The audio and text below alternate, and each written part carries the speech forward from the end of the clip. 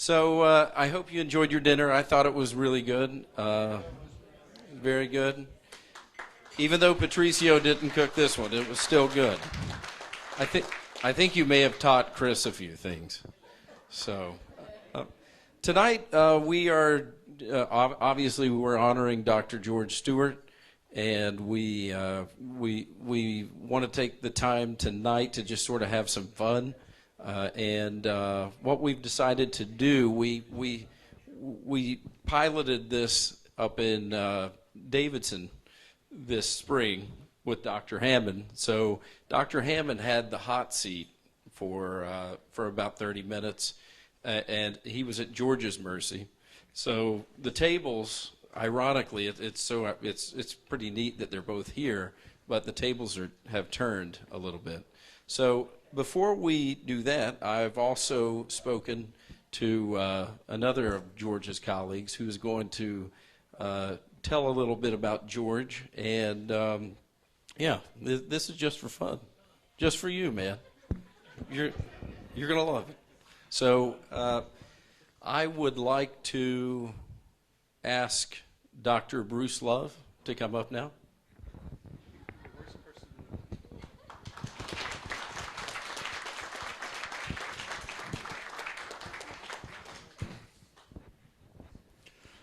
Well, I don't know George as long as some people in this room may know him, such as Ann, for instance.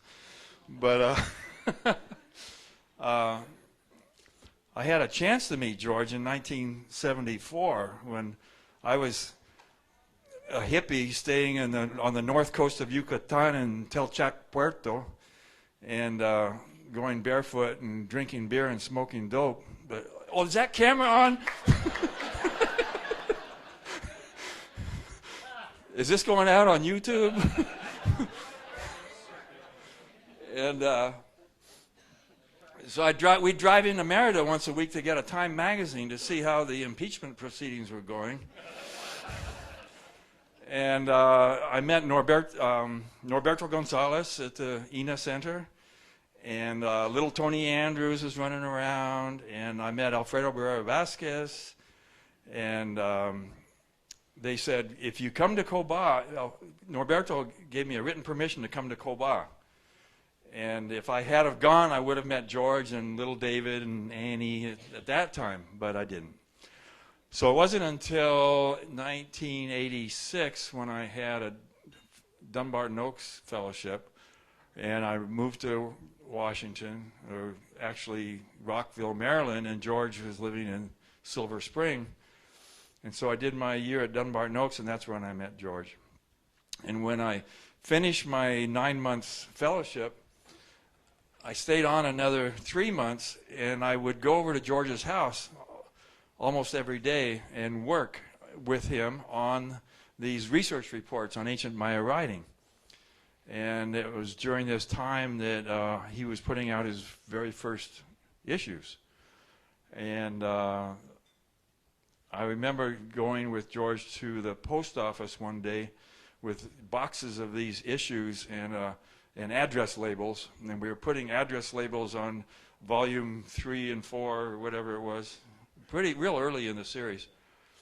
And then we bought a bunch of stamps, and it was raining real hard, and there was puddles of water where we were trying to put the stamps on. The stamps got all wet, and George said something like, well, it's not as bad as the Hotel Nefertiti in Rio Lagartos, or something like that. The way he would say things just amused me, so we got the. So that was a great experience, and Gene, of course, was there, and I just became impressed with. I was helping him edit these things, and I just became impressed with his level of expertise, not the expertise, but his commitment to excellence. His commitment to excellence, even though he might appear to be a laid-back guy and everything, but his commitment to excellence set a standard for me, a model. George is one of my role models. Henry Nicholson is another one, and there's very few others, frankly, that have this real commitment to excellence. So in 1989, my wife and I did a driving trip down to Central America and back. And we came back up through Texas, and I called George and I said, "Could I come to your house and work in your basement?" Because when I was at Dumbarton Oaks, I was supposed to be writing my book on the Paris Codex, right?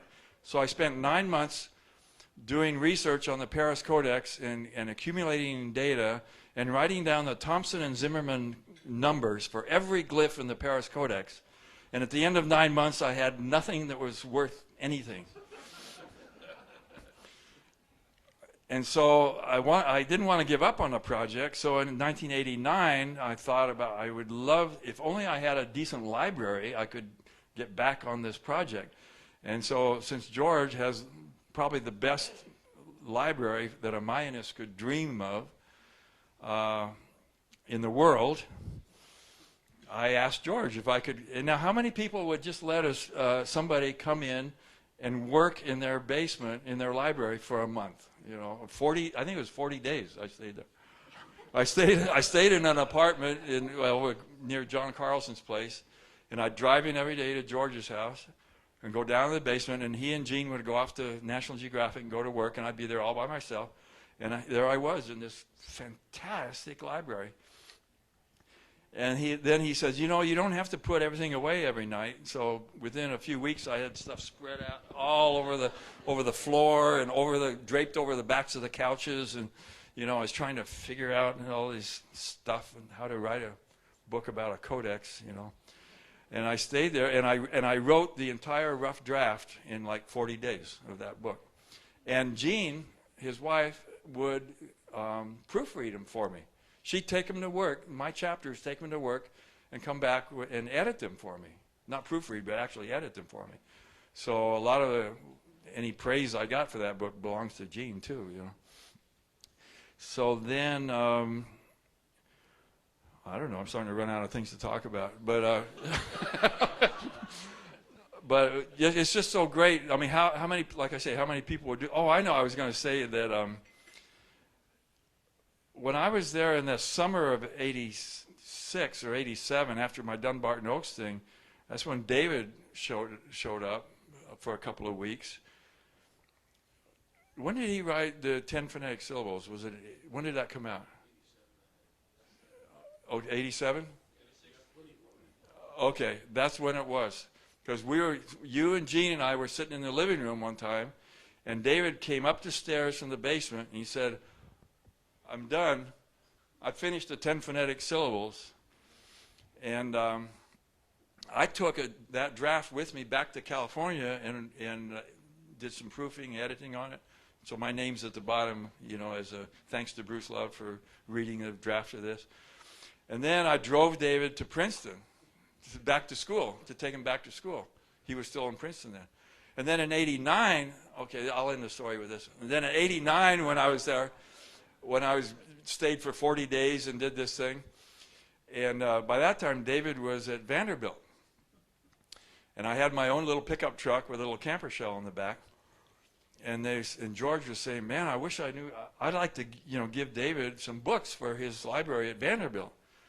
I said, "Well, I'll take him to him. I'm driving back to California. I'll go by Nashville, you know."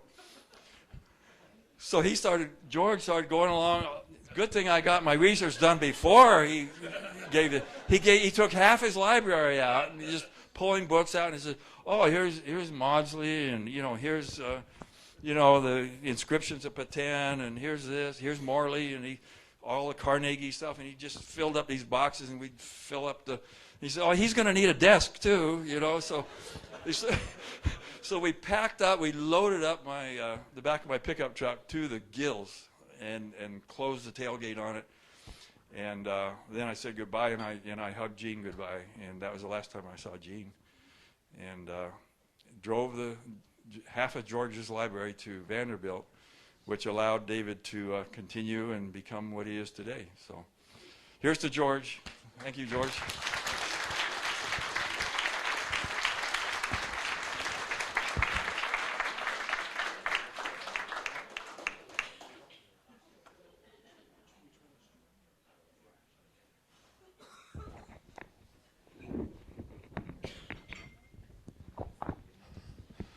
Well, Excuse me. Well, after that encomium from Bruce, I suppose there is a lot more I could say about George, but George will blush prettily. So I'll just tell you two things about George that George won't tell, but they are both great distinctions. The first is that a few years ago he was elected a Fellow of the Society of Antiquaries of London, the world's oldest archaeological society. And the other is that this year he was elected to give the Context and Human Society lectures at Boston University, which he did with great success this spring. You blushing? Not yet, No. I think. I don't know. Okay. Right. Right. Ah. Right. Yeah. And actually, before I ask George some questions, I must just tell a David Stuart story. Bruce was talking about taking him back to Princeton. Now, you may wonder why David was at Princeton. Most of you know that David gave his first paper at an international conference at the age of 11, published it at 14, had a Dumbarton Oaks Fellowship while he was still in high school, then became the youngest ever MacArthur Fellow. Well, after this, he applied to Harvard for admission as an undergraduate, and they turned him down. And the reason they turned him down was his SAT scores weren't good enough. But the news of this came through while George was happened to be talking to Gillette Griffin at Princeton. And Gillette, once his jaw had stopped hitting the floor, said to George, George, don't let David accept any other college place for, let's say, the next 20 minutes. And then he rang off, and he called George back and said, the president of Princeton is delighted to offer David a 4-year full fellowship. And Gordon Willey, who was my mentor for my dissertation and was at Harvard, said he didn't even know David had been turned down until he had already been accepted at Princeton. Anyway, let's go from the young Stuart to the older Stuart. George, what I want to know is, David got started awfully young, and we know about him sort of getting hooked on glyphs because you wouldn't let him do anything more dangerous. But how did you get interested in archaeology yourself? Well, David was 8. I started getting interested about the same time. I grew up in Camden, South Carolina. And I don't know, I was walking down the street one day and there was some arrowheads in a frame in a window of an antique store, and I went in and said, I don't know why I went in, but I said, are those things for sale? They look kind of interesting, pottery fragments and things. And the guy in the antique store said no. He said, but if you got a couple of hours, I'll take you out and you can find your own. So those were the days when you could speak to strangers and get in their cars and everything. So we went out in his wooden station wagon to a field about 2 miles out of town, right on the Wateree River.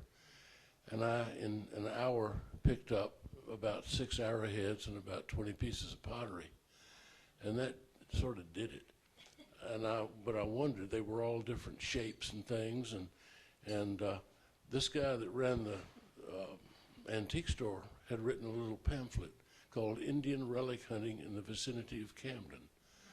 And when I got to be about 11, he gave me a copy, which I've still got, and one of the most delightful things.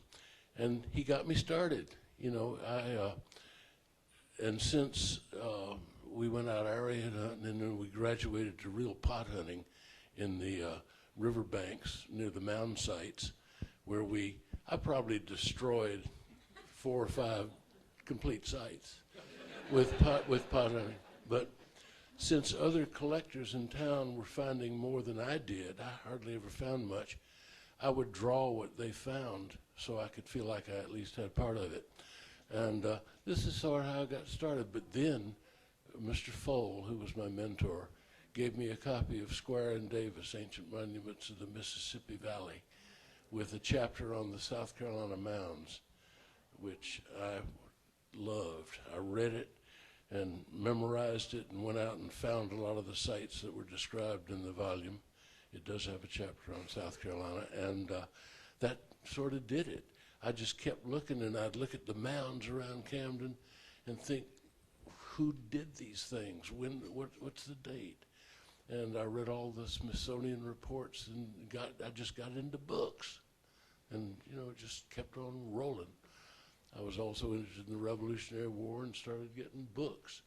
And Mr. Foles started giving me Christmas presents every year of Lord Byron first editions, or all these things that you just dream of, memoirs of the Revolutionary War and stuff. So anyway, books and arrowheads and just curiosity about other cultures. Well, I can understand how you got into southeastern archaeology, but then how did you make the transition to the Maya? Because it's a pretty serendipitous thing. I mean, mine happened when I was working in Afghanistan, and somebody offered me a job, and I suddenly found myself over in Guatemala. But what happened to you? Well, I got jobs. I got married early. I married at 19, and but I was still interested in archaeology, so I would latch on to any chance that came. When I had been 17, I was hired, this was in 1952, for the summer to work at the Mulberry site, where I was hired because the guy asked me, Dr. Arthur Randolph Kelly of the University of Georgia, who was over there doing that stuff, said, "Can you draw skeletons?" And I said, "Sure." And I went out and got a copy of Gray's Anatomy. And I practiced, and I practiced. And I got a job drawing skeletons on the river. And then, one day when we were digging, this was on the riverbank, I heard two fishermen going by, and one of them said to the other one, "Them damn fools are still digging for gold." And I thought, why don't people understand what we're doing? And it was sort of then that it clicked that if the public doesn't know anything about what we're doing, why the heck are we doing it? And so that sort of put the seed of interest for stuff. So I kept getting jobs in archaeology. And shortly after that, I had learned to draw stuff then. And I got offered a job at the Georgia Historical Commission excavations at Etowah, Georgia, the Etowah Indian Mounds near Cartersville. And that was incredible, because I got there on June the 8th, 1954, and it was on the 14th that Lige Mulkey, one of the workers, came over and tugged my elbow and pointed at the profile. It was raining that day, pointed at the profile where one of the big marble statues was just being exposed. And we spent the weekend digging that thing out, and there were two statues, and they've become probably the most famous objects found in the Southeast in many, many decades. And that was an experience. And while I was at Etowah, Louis Larson, the archaeologist, taught me how to survey and lent me an old transit from the University of Georgia. And I learned to make contour maps of the mounds. And then somewhere along the line, Bob Walkup at Tulane University, they had gotten a grant from Geographic to have a project at Zibel Chaltun in Yucatan, and they needed a surveyor. And we had met Bob Walkup, and my wife Jean, the late George Stuart, she had been at the University of South Carolina in Bob Walkup's old house, which was on the campus. Luck and connections, it's all about this. And so anyway, Bob Walkup called one night and said, "Can y'all go?" We had a 2-year-old son by this time. "Can y'all go to Yucatan in 2 weeks and stay for 3 years?" And we said, "Sure, of course." Yeah, because, I was getting a job every, winter between digs. You just dig in the summer in the Southeast. One year I worked at, I taught Cartersville High School, and another year I worked on Pop Wester's Worm Ranch in Atco, Georgia.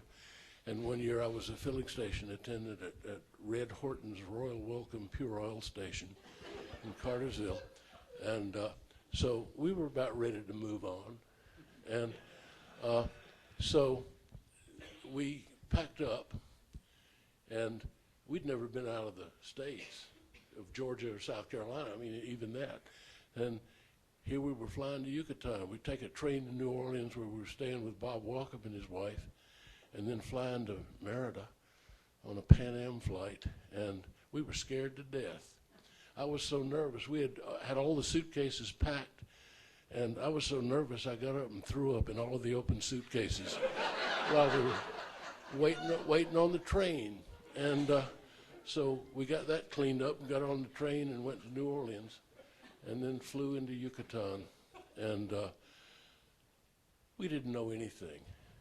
And Bill Andrews met us at the airport, put us in a little boarding house, the Casa Gamboa, and we went out, drove us out to the site, and he showed me 65 or so Maya working on scaffolding on the Temple of the Seven Dolls, which was just being exposed, and said, my wife, Rosemary, and I are going off to vacation in Tahiti for a few weeks, and you'll be in charge. So I went out and bought a notebook and a dictionary and wrote down phrases like, stop digging here until Dr. Andrews gets back. And stuff like that, and slowly learned. But then I found out that a lot of the crew didn't even speak Spanish. They spoke Yucatec Maya.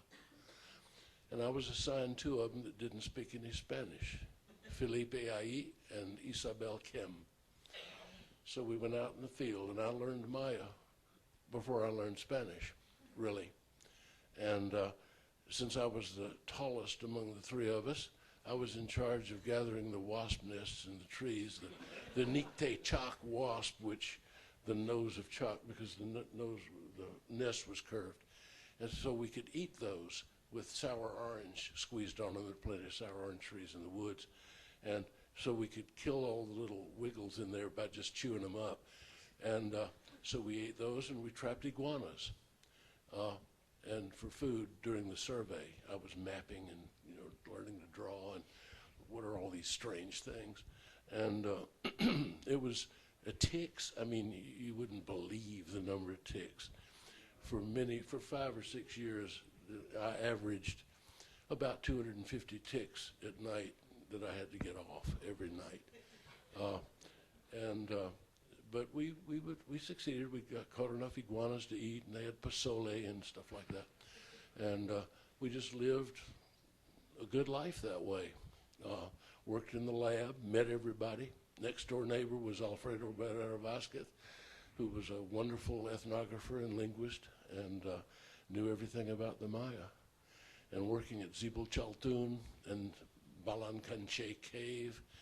I mean, nobody had ever seen a real cave ceremony that, none of us gringos had. And one time, Bill said, hey, we're going out to Chichen and live there for a month and explore this new cave that was just found on the property out there near Chichen. And so we went to Balancanche Cave, and I was supposed to map it. And so it was a big cave, and it was a scary cave. It was full of incense burners that still had the incense in them. And, it was Alberto Gomez, who was a guide at the Mayaland Hotel, had accidentally found this. It was a known cave, but he found a seal in the wall in the back of this shallow cave, pulled it apart, and there was a little passage leading up into this enormous set of rooms, and they were full of the remains of about AD 900, we found out later. But I was in charge of mapping the cave. And then Willie Folan thought, this is kind of a problem because some of the local Indians from Xcalacop and other places are starting to resent the fact that there's a bunch of people in here working in their sacred space. So the men from Xcalacop came over and asked our clearance to do a ceremony in the cave, a 29-hour, appeal to the spirits and everything. And we said, sure. So Willie Fowler and I were the acolytes. And the kids from Piste were actually played the part of the frogs in the ceremonies and everything. So And Alfredo Barrera came over from Merida, and we had a wire recorder that Victor Segovia, who was a student at the university then, later became a well-known archaeologist in Yucatan. He recorded the entire ceremony, 29 hours of drinking balche and stuff, and Bill had made the bad mistake, no ethnographer should do this, of bringing a giant pitcher of martinis into the cave.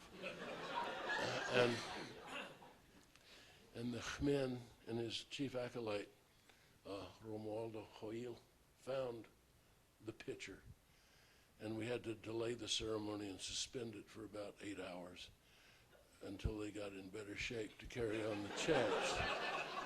But the Fernando Barbachano, who was the manager of the hotel at the time, he was the son of the old manager, but he was there too, and so the men began the ceremony with homage to the Barbachano family and God, and then started talking about all the Maya deities, the Yumkash and all this stuff. And it was just incredible to see this happening.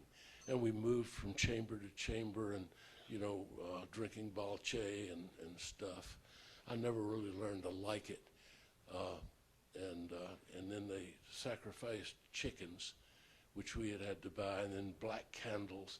We had to have black-skinned, black feathered chickens, and we got those. And the prices for all this stuff, they figured out that we were charged, were all numbers in the calendar. Like the chickens were 52 pesos, and something else was 260 pesos, and something. And I thought, this is interesting. I don't think any of that ever, showed up. But it was a kind of a dangerous thing. We surveying, there was a water tunnel where you had to go in, and it got so that if you went in there, my back would be on the floor, and the ceiling would be here, and the water level would be about here, and go for about 100 yards with a Brunton compass on your chest, if you could hold it there, and squeeze it down to freeze the reading, and then look at it, and put it back, and keep on going. And all these blind shrimp in the water were trying to bite us and eat the moles off my body and everything. And one time back there in the water room, I heard this thump, and dust started coming into the place down the water chamber. And it turned out that the front part of the cave had collapsed. And Bill was worried about us because we were deep inside the cave. Me and Gustavo Tzib, who was the only Maya who would go into the water room. None of the others wanted to enter the water. We know what that meant. Anyway, it luckily made an opening the same size as the area it collapsed into, so we could crawl out on that, and everybody cheered when we emerged. And I haven't really been back in the cave since I finished the map. But it was scary. And it was one of those cases where nobody's ever going to check this map. And but I think it's pretty good. Anyway, it's copied there. It's on the building as you go in there now, is my old map. But anyway, that was quite an adventure. And then we started working back at Zibel Chaltun after we finished that. And that's when it came down to dive in the cenote. So they asked if I could go down and dive, and I said, well, I guess so. I'd never dived before. And they said, put on these 3 tanks, and Charlie Aquadro was there, a marine doctor from Florida, and Louis Martin, who had dived and found the bounty and all this stuff. Everybody was totally experienced, had worked with Cousteau and all this stuff. And there I was. I said, okay. So I borrowed a prescription mask because I was quite nearsighted from Louis Martin's wife, and put on the tanks. And Louis had invented the valve that went on scuba gear, so I felt pretty good. But I went down about 8 feet on a string and suddenly just jumped up to the surface and to breathe. And Louis said, calm down. You can really breathe if you just suck on the thing in your mouth. So I did, and it seemed to work, so we went down. And the first dive was 151 feet. And Louis said, now, you'll have to decompress when we come out and everything. And I was so nervous. And drawing, I had made instruments out of ropes and old film spools and everything to measure knotted rope, to make a cross section of the cenote. And that was my job. So drove, went down, breathing so hard that I started using up all 3 tanks within about 30 minutes. I probably had about 2 hours of it, but not for me, no. So anyway, I wrote on my little pad there to Louis, I'm running out of air, what do I do? And he wrote back, go to the surface, you damn fool. So, but hold on to the string, like we talked, the rope at the knotted intervals. So we did, and I did and got out, and I was never more relieved. I haven't died since. And people say, oh, let's go to Cozumel and, scuba dive and stuff. No way. Anyway, we got the thing surveyed, and National Geographic sent me an extra $100 when the map was published in the magazine in January of '61, I believe, and they paid the guy who painted the painting from my drawing $1,000, and this sort of irritated me. But my mother wrote a letter to Geographic, and Dr. Grosvenor sent me some more money. Anyway, you're young. What do you do? And so anyway, we finished with all of that, and then at the end we were running out of money. We were supposed to go to Tulane, and I was supposed to get a doctorate. I had a bachelor's in geology from South Carolina, which wasn't of too much use, but it was good instruction for me. I could recognize limestone, and I saw plenty of it in Yucatan, and anyway, Bob Walkup said, it's going to take you probably about 5 years because you're going to have to do some work and stuff like that to, pay the tuition and everything. And so we couldn't do it. We had another child while we were there, young Roberto, who had been born in the Bus Drivers Union Hospital and in Merida, while all the Maya who worked at the hospital watched in the skylight. And a strange little hospital. I was just telling tonight about how the patron heroes of the hospital and the Bus Drivers Union were the victims of the St. Valentine's Day Massacre in Chicago. I don't know why, but that's the case. There was a big picture of the massacre scene behind the check-in desk. Who can explain? And so anyway, the child was born, and the child, as we were also talking about, we had to have live-in help, which was, 50 pesos a month or something for 3 Maya women from Telcachillo, I guess. Anyway, they came in one day with the baby whose head had been like that when he was born, and the head was now round. And they said, how do you like his head? We said, it looks pretty good. Said, it really took us a long time, but we finally got it to be round. And we went to the pediatrician immediately, and the pediatrician said, how do you think I got this way? So, that's the way they did it then. And when Roberto was 6 months old, he had the het smack ceremony, the putting on the hip.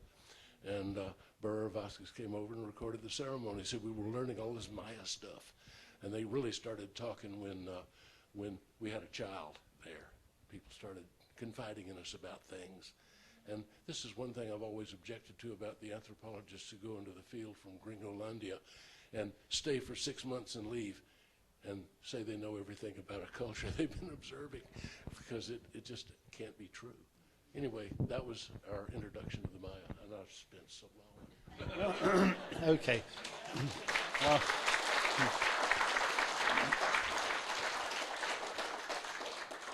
Okay, well, I want to know just a couple of quick things, George. I mean, you had a great time there spending National Geographic's money.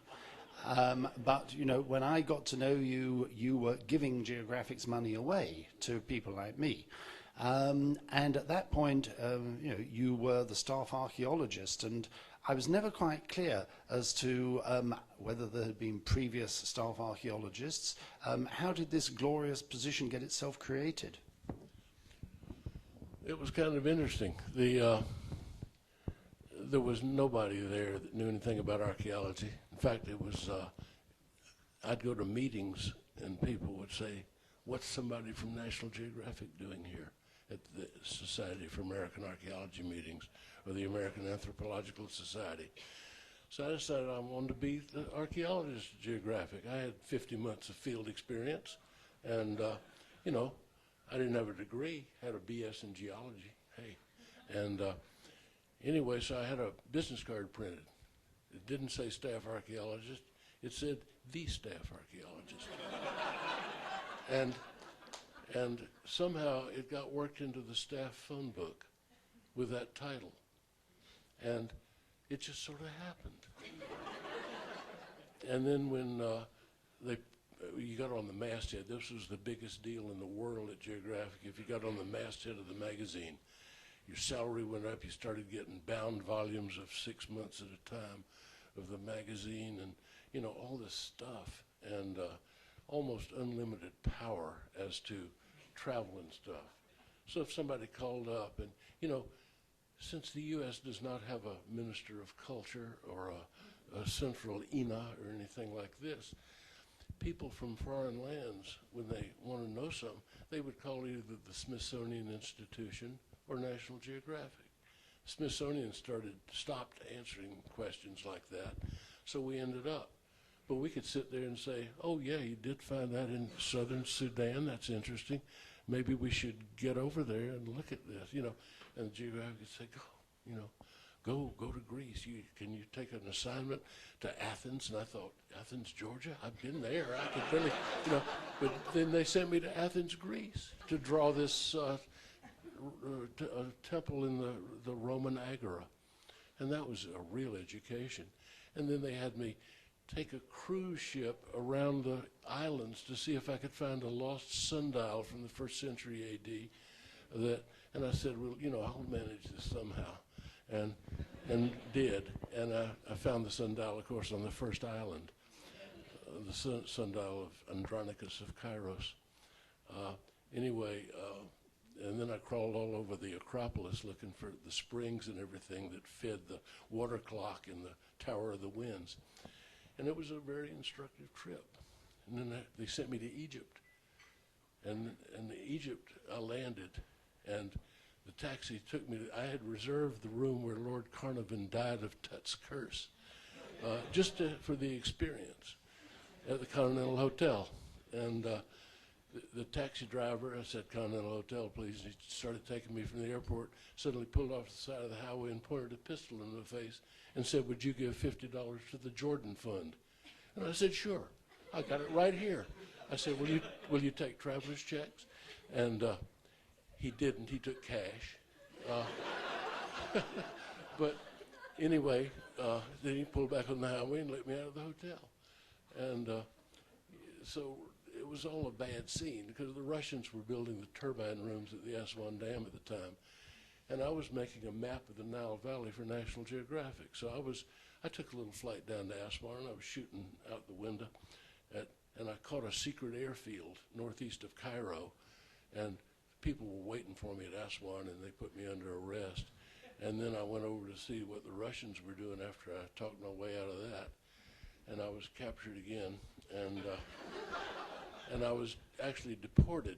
I was taken to the office of General Ali Farag. He was later shot by a firing squad after the 7-Day War, or 6-Day, whatever it was. And he, and while I smoked then, and while I was being interrogated in the Army Map Service, where I tried to get some maps, secret maps that they wouldn't want to give up, the fire dropped off my cigarette and caught his rug on fire. And so I was thrown out of that office and just said, please, you know, go home. and so I did. First stopped by to get the 23 volumes of the 1960 Egyptian census, which we didn't have a copy of, and packed it into one suitcase and took it on as hand carry, and got back to Washington with no money. I had enough money so I could land at National Airport and get a cab to the 14th Street Bridge and then walk my luggage the rest of the way to the office, where I got my car out of the garage. But I got to my office the next day, and the CIA and FBI were there, saying, "We hear you have a copy of the census, and we want it." I said, "No." I said, I'll tell you what, I'll make you a deal. You give me access to the 1 to 50,000 maps of Mexico and Central America that are in the Army Map Service, and you can have these. And then we made a deal. So I got access. These were the days when you couldn't get maps of the coast or anything, because of security. So anyway, I got maps of all the sites. And the Christmas card that year from the head of cartography in Mexico was a really large-scale map of the Teotihuacan area.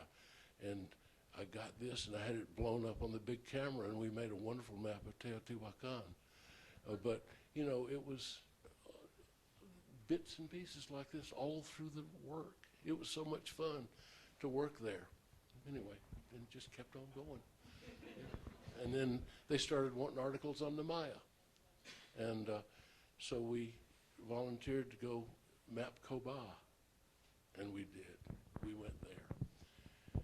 And that was too much. The whole family went. Anne remembers it well, I'm sure. And we drove in 10 o'clock at night. There were no roads to Coba. There was no Cancun, none of this nonsense on the coast. None of this stuff was there. You had to drive to Carrillo Puerto, turn north on a gravel road, and then turn into Coba at Tulum and go the first 39 kilometers, and the rest was over rocks and through the woods. And we had to make it in there, and we did. And it was raining, and we moved into an abandoned Maya house, thatched house, hung our 6 hammocks, and David was 8, and the oldest child was 18, and me and Jean, and it was we fell asleep fairly early, but then rats on the beam started fighting and falling into our mosquito netting and screaming and everything. So we had luckily hooked up a folding camper to our 1974 Chevrolet Suburban, which got 6 miles to the gallon. And we went down and all crowded into that and just spent the night crying, and knew that we'd be there for the better part of 2 big seasons. And but then we learned to like the place. It was just so incredible, living in a Maya town. And we learned from them, and they learned from us. And I got a really good attitude about anthropology there, about trying to explain my culture to the Maya of Coba. For example, if you're sitting there dyeing Easter eggs, and they say, "What are you doing?" You try to explain that to somebody who doesn't do that. Yeah, you try. And what's this got to do with the bunny that you've got around? Yeah, okay. I don't know. Forget it. Or the day that I think David stepped on a little lizard, and we had a funeral for it, wrapped it in foil and took it into the ball court area and buried it under a big rock, and all the Maya were watching us. And we had to explain this, and just the way we do it. So anyway, we learned more there about mainly how other people live differently, and it's all right. And so that was how we did it. Thank you very much, George. That's a great story for a life of achievement.